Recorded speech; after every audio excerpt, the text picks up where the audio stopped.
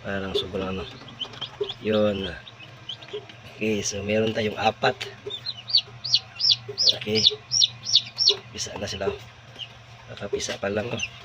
So, actually, 8 ito. Kinuha ko na yung 4 kasi ano eh. Dito sila.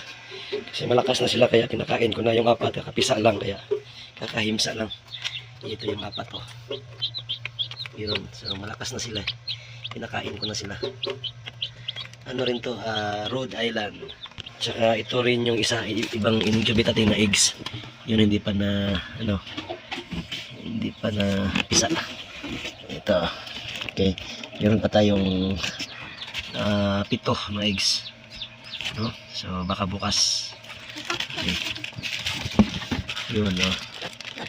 Ito, mga Rhode Island ito na eggs ito mga kabro. Okay, meron tayo ngayon.